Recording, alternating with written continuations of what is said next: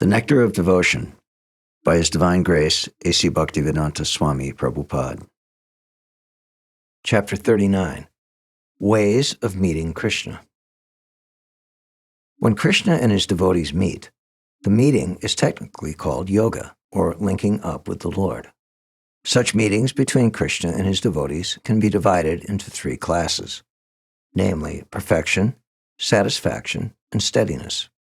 When the devotee meets with Krishna in great eagerness, that state of meeting is called perfection.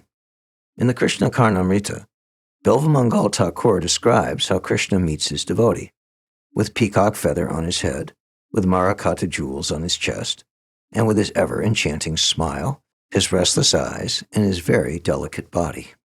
In the 10th canto of Srimad Bhagavatam, 38th chapter, 31st verse, Shukadeva Goswami tells King Parikshit, "My dear king, as soon as Akrura, the chariot driver, saw Lord Kṛṣṇa and his elder brother Balaram in Vrindavan, he immediately got down from the chariot and, being greatly afflicted by affection for the transcendental Lord, fell down upon his lotus feet to offer respectful obeisances."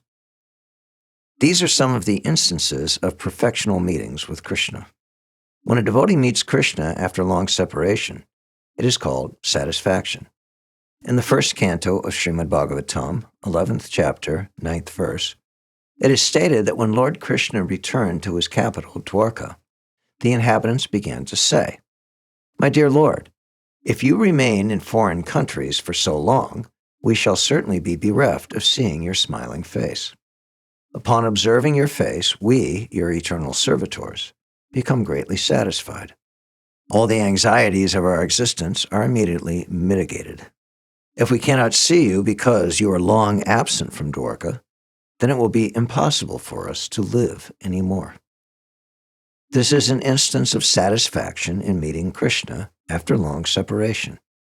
Krishna's personal servant, Daruka, seeing Krishna at the door of Dwarka, forgot to offer him respects with folded hands. When a devotee is ultimately situated in association with Krishna, his position is called steadiness in devotional service. The steady position in devotional service is explained in the book known as Hamsadutta.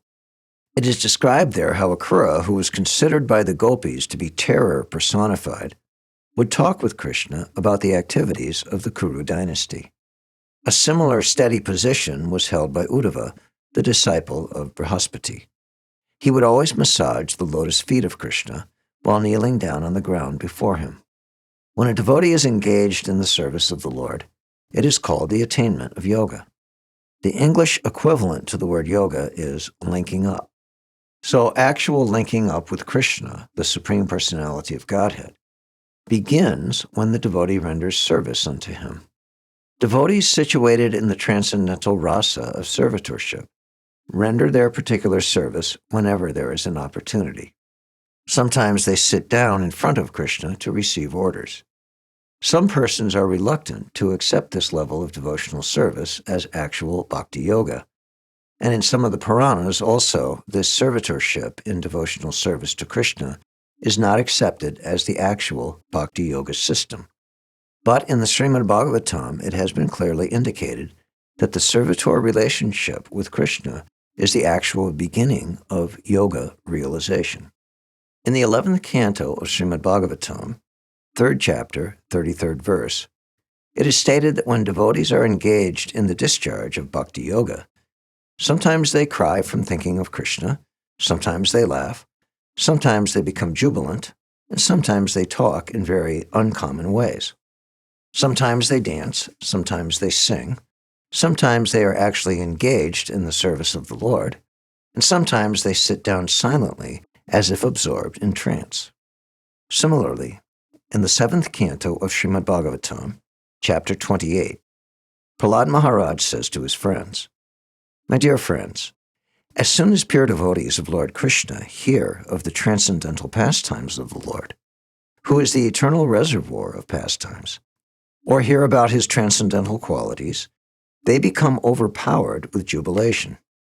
Ecstatic symptoms are manifested in their bodies. They shed tears, talk falteringly, glorify the Lord in a loud voice, and chant and dance in ecstasy. These ecstasies are always there, but sometimes they overcome all limits, and the symptoms become manifest to all. In the process of surrender unto the Supreme Personality of Godhead, there are 6 items: to accept everything which is favorable for devotional service, to reject everything which is unfavorable for devotional service, to believe that Krishna will always give protection, to identify oneself with Krishna's devotees, to always feel inability without the help of Krishna, and to always think oneself inferior to Krishna, even though one may have full capacity to perform something on his own.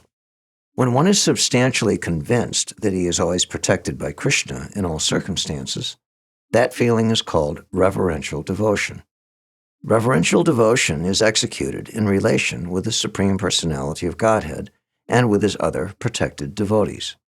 When Krishna was residing in Dwarka, some of the elderly members of the Yadu family would occasionally put some important matter before him. At such a time, Krishna would carefully give attention to those matters.